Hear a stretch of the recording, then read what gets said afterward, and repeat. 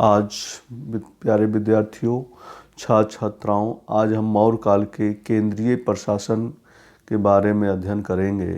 ये बहुत ही महत्वपूर्ण टॉपिक है। इस केंद्रीय प्रशासन से संबंधित सभी परीक्षाओं में सम्मिलित करने के लिए या उन अधिकारियों के बारे में बहुत से क्वेश्चन आते रहते हैं। आपकी पीसीएस की परीक्षा हो या नेट की परीक्षा हो, मौर्य काल के केंद्रीय प्रशासन से क्वेश्चन हमेशा आता रहता है, इसलिए इसको ध्यान से अध्ययन करें। तो सबसे पहले ये जानिए, राजा को प्रशासन में मदद देने के लिए 18 पदाधिकारियों का एक समूह होता था जिसे तीर्थ कहा जाता था।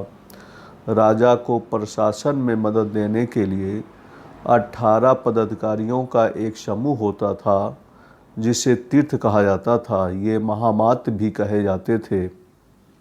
यानी कि 18 पदाधिकारियों को तीर्थ कहा गया है, इन्हीं को महामात्य भी कहा गया है। सबसे महत्वपूर्ण तीर्थ मंत्री एवं पुरोहित होते थे। मंत्रियों की नियुक्ति हेतु उनके चरित्र को ठीक ढंग से जांचा परखा जाता था।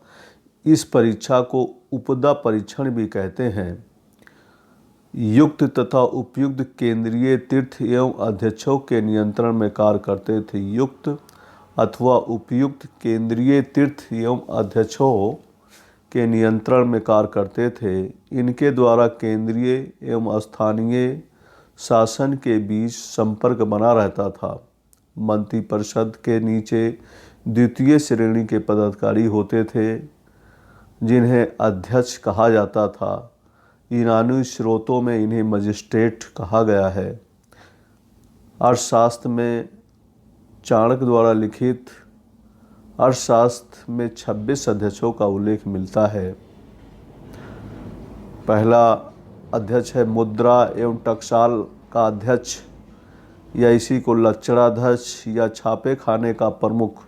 इसका मुख्य कार्य था यह सिक्के जारी करता था, जबकि रूपदर्शक नामक अधिकारी मुद्रा की जांच परख करता था। मुद्रा एवं टकसाल का अध्यक्ष या लक्षणाध्यक्ष या छापे खाने के प्रमुख का कार्य था यह सिक्कों को जारी करता था, जबकि रूपदर्शक नामक अधिकारी मुद्रा का परीक्षण करता था। पर्याध्यक्ष व्यापार या वाणिज्य का मुखिया होता था।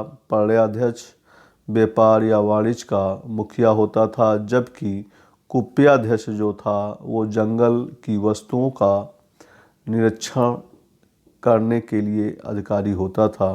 कुप्याध्यक्ष जंगल की वस्तुओं का निरीक्षण करने वाला प्रमुख अधिकारी होता था।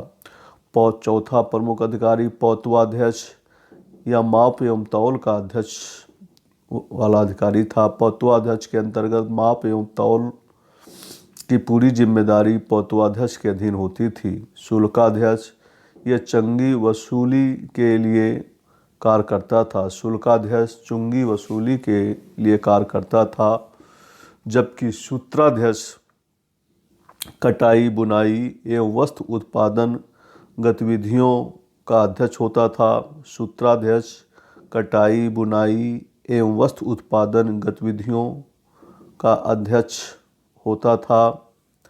आयुरागाराध्यक्ष अस्त्र शस्त्रों के रख रखाव के लिए नियुक्त अधिकारी होता था। अस्त्र शस्त्रों के देखभाल रखने वाला अधिकारी आयुधागाराध्यक्ष होता था। शीताध्यक्ष राजकीय कृषि विभागों का अध्यक्ष होता था, उसको शीताध्यक्ष कहा जाता था। शीताध्यक्ष राजकीय विभागों का अध्यक्ष था, जबकि वैदिक काल में शीताध्यक्ष हल के लिए प्रयोग हुआ है। शूराध्यक्ष आबकारी विभाग का अध्यक्ष होता था। शूराध्यक्ष के अंतर्गत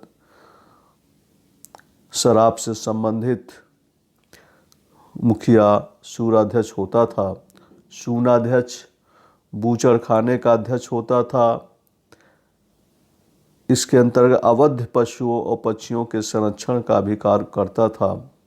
यानी कि उन पक्षियों को जिसकी हत्या नहीं की जाती थी, उन सभी पशु पक्षियों के संरक्षण का कार्य भी सूनाध्यक्ष करता था।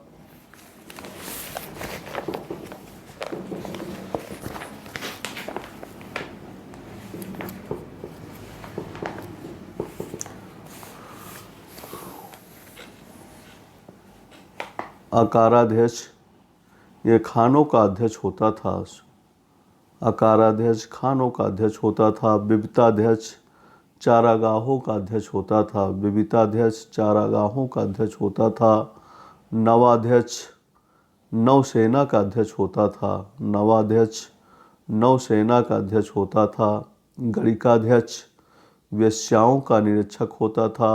गणिकाध्यक्ष वेश्याओं का निरीक्षक होता था। गणिकाध्यक्ष संस्थाध्यक्ष व्यापारिक मार्गों का अध्यक्ष होता था। संस्थाध्यक्ष व्यापारिक मार्गों का अध्यक्ष होता था।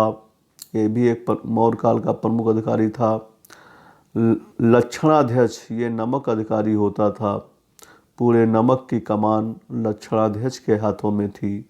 मुद्राध्यक्ष पासपोर्ट अधिकारी, जिस प्रकार से आज विदेश मंत्रालय कार्य देखता है, दूसरे देश के जाने के लिए पासपोर्ट क्या प्रबंध करता था, वैसे मौर्य काल में मुद्राध्यक्ष होता है, पासपोर्ट अधिकारी।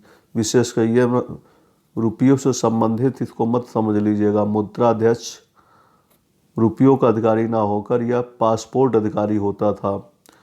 कोष्ठागाराध्यक्ष भंडार गिरोह का अधिकारी होता था। कोष्ठागाराध्यक्ष के अधीन पूरे खाने पीने की वस्तुएं, अन्न भंडार इसी के अंतर्गत होता था। स्वर्णाध्यक्ष स्वर्ण उत्पादन एवं शुद्धता के मानकीकरण का अधिकारी होता था। हस्ताध्यक्ष हाथियों की देखभाल का अधिकारी। अश्वाध्यक्ष एवं गौध्यक्ष भी होते थे। हस्ताध्यक्ष का मतलब होता हाथियों की देखभाल करने वाला अधिकारी। बंदनागाराध्यक्ष जेल कारागार का अध्यक्ष होता था। देवताध्यक्ष धार्मिक संस्थाओं का अध्यक्ष होता था। देवताध्यक्ष धार्मिक संस्थाओं का अध्यक्ष होता था। लोहाध्यक्ष धातु विभाग का अध्यक्ष होता था। लोहाध्यक्ष को अक्षशालाध्यक्ष भी कहा जाता था। लोहाध्यक्ष को अक्षशालाध्यक्ष भी कहा जाता था। यह धातु विभाग का अध्यक्ष होता था। पत्तनाध्यक्ष बंदरगाहों का अध्यक्ष होता था। पत्तनाध्यक्ष बंदरगाहों का अध्यक्ष होता था। द्विताध्यक्ष जुआ अधिकारी का मुखिया होता था। द्विताध्यक्ष मानाध्यक्ष दूरी एवं समय के संकेतक से संबंधित था। मानाध्यक्ष महामात्यापसर्प या महामात्रापसरण ये गुप्तचर खुफिया सूचना विभाग का प्रमुख अधिकारी होता था। महामात्यापसर्प महामात्रापसरण